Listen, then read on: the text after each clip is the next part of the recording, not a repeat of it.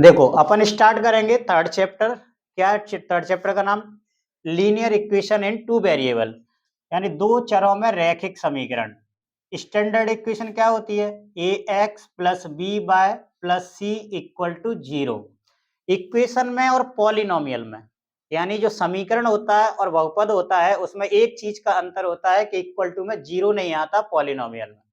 ठीक है, तो A X plus B Y plus C, इसमें जो एक्स और वाई है ये आपके वेरिएबल हैं, इनकी वैल्यू चेंज होती रहती है, ये चर राशियां हैं।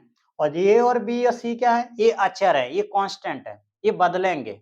ठीक है, तो टू वेरिएबल में, टू वेरिएबल मतलब एक्स और वाई दो वेरिएबल हो गए। तो इक्वेशन तो इस टाइप की होती है, A X plus B Y plus C equal to zero. अब मान लो ये इक्वेशन फर्स्ट है तो मैंने इसको a1, इसको b1 और इसको c1 मान लिया। दूसरी इक्वेशन मानेंगे तो ये a2x प्लस b2y और plus c2 equal to zero. ये आपकी दो इक्वेशन हो गई। जैसे ही आपको दो इक्वेशन मिल जाए तो इनके कोफिशिएंट लेने हैं आपको। किसके? x के और y के। कोफिशिएंट का मतलब होता है गुणांक, हिंदी में बोलते हैं गुणांक। गुणा में जो अंक लिखा रहता है दैट इज गुणांक। देखो x के साथ क्या है? a, y के साथ क्या है? b, और अकेला कौन है? c।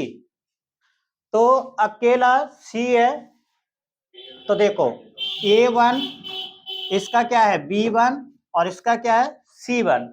इसका क्या दूसरी वाली इक्वेशन का? a2, इसका b2 और इसका c2। दोनों के ले लिए हमने। इनका रेशियो निकालना है, यानी इनका अनुपात निकालना है। a1 upon a2, b1 upon b2 और c1 upon c2। In common लगा देता हूं मैं। इन तीनों की कंडीशन फिर हमको चेक करना है। कैसे चेक करना है? मैं एक एक से लिख रहा हूं यहाँ पे। First condition, a1 upon a2 और b1 अपॉन b2, इन दोनों की वैल्यू हो सकता है कि इक्वल टू नहीं आए, दोनों वैल्यू बराबर नहीं आए। तो इस कंडीशन में जो सॉल्यूशन होगा वो आपका यूनिक सॉल्यूशन होगा, अद्वितीय हल होगा। यूनिक का मतलब होता है उसके जैसा कोई दूसरा नहीं होगा, है ना।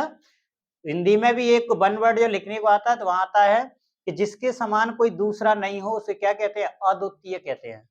इंग्लिश में उसको यूनिक बोलते हैं।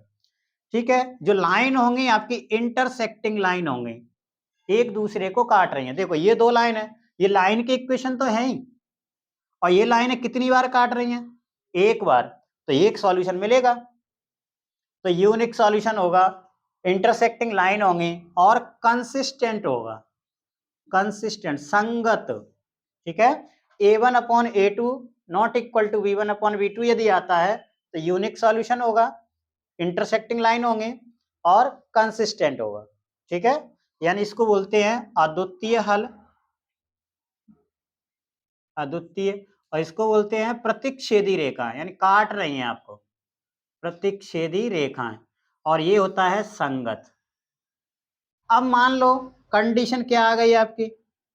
दूसरी कंडीशन देखो क्या है? a1 upon a2 equal to आ जाए b1 अपॉन b2, लेकिन इक्वल टू नहीं आए c1 अपॉन c2। तो इस कंडीशन में क्या होता है? इस कंडीशन में आपकी जो सॉल्यूशन होगा वो कैसा होगा? इस कंडीशन बताओ, किसी को पता है क्या? नो सॉल्यूशन, कोई हल नहीं होगा, नो सॉल्यूशन। और लाइनें कैसी होंगी? पैरेलल होंगे, दोनों लाइनें, तुझे नहीं बोलना, नहीं तेरी आवाज जल्दी रिकॉर्ड। नो सॉल्यूशन यानी पैरेलल लाइन। बताओ ये दो लाइन है, दोनों लाइनें कभी मिल रही हैं क्या? नहीं मिल रही, तो सॉल्यूशन कहां से होगा? और इसमें होगा असंगत, इनकंसिस्टेंट, असंगत, इनकंसिस्टेंट। तीसरी कंडीशन होती है आपकी a1 upon a2 equal to b1 upon b2 not equal to c1 upon c2, यानी तीनों की तीनों वैल्यू वैसी आ जाए, बराबर आ जाए। ऐसी कंडीशन में इन्फिनिटी मैनी सॉल्यूशन होते हैं, अनंततः अनेक हल होते हैं। कैसे होते हैं? अनेक हल होते हैं।